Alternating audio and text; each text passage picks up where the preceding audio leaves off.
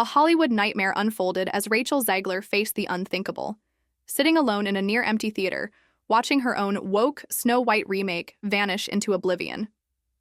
Imagine the surreal sting of witnessing your film bomb in real time, an experience that no one in Tinseltown ever wants to face.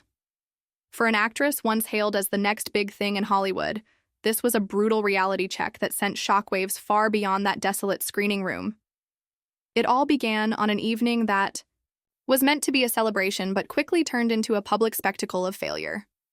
As the lights dimmed in a nearly deserted theater on March 25, 2025, a handful of loyal friends gathered around Rachel. Friends who were brave enough to witness what could only be described as a cinematic disaster. Amid whispers and awkward laughter, Instagram stories captured every cringeworthy moment.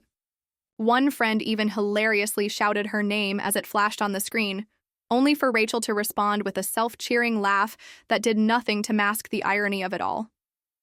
The scene was so surreal that it left everyone wondering if the theater was rented out as a joke, or if the empty seats were the universe's way of delivering a harsh verdict. The numbers tell the story loud and clear. Despite a colossal budget exceeding $250 million, and with marketing costs piling on, the film managed a dismal $3.5 million in Thursday previews and a pathetic $43 million over its opening weekend. When you compare these figures to the dazzling debuts of remakes like The Little Mermaid or even the modest numbers of Dumbo, the contrast is stark. This wasn't just a flop, it was a financial fiasco that underscored the dangerous gap between high expectations and brutal box office reality. Every dollar spent on this project now stands as a testament to a gamble that went horribly wrong. As the news of the disaster spread, social media erupted in a frenzy. Viral clips, snarky memes, and heated debates took over online platforms, turning the theater's empty seats into a symbol of public derision. Fans and critics alike wasted no time in mocking the lackluster turnout, with many sharing screenshots of deserted seating charts and lamenting the missed magic of what was once a beloved fairy tale. Humorous trends emerged, including videos of random theatergoers asking, "2 tickets, please. For which movie?" As if the absurdity of the situation demanded a punchline. In a digital age where every moment is captured and shared, this flop became a cautionary tale that spread like wildfire across the internet. At the heart of this unfolding drama is Rachel Zegler herself, a figure whose controversial persona seems to amplify every misstep. Known for her outspoken woke stance, Zegler's behavior on and off screen has often polarized audiences. From awkwardly laughing at her own mishaps to posting bold, politically charged messages on Instagram, her actions have only fueled the fire. One unforgettable moment came when she signed off a gratitude post with a defiant political jab, leaving Disney execs scrambling in panic mode. Her unpredictable public outbursts have not only alienated traditional fans, but also cast a long shadow over what might have been a promising career. Behind the glitz of the red carpet and the carefully curated social media posts, a storm was brewing behind the scenes. Insiders revealed that the chaos was not confined to public criticism alone. Executives like Jonah Platt were forced into damage control mode, with reports emerging that even top Disney brass had to personally intervene. Tensions soared as disagreements over creative direction and casting choices spilled into public view. Rumors of internal meetings and frantic last-minute changes painted a picture of a studio on the brink. A studio that had poured millions into a project only to watch it implode in real time.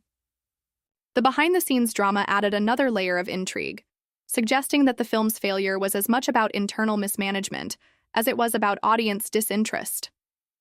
Casting Rachel Zegler as Snow White was intended to be a bold, progressive move, a way to reimagine a timeless classic for a modern audience. However, instead of breathing new life into the beloved tale, it ignited a firestorm of controversy. Critics decried the decision, questioning whether the new vision truly honored the legacy of the original 1937 animated masterpiece.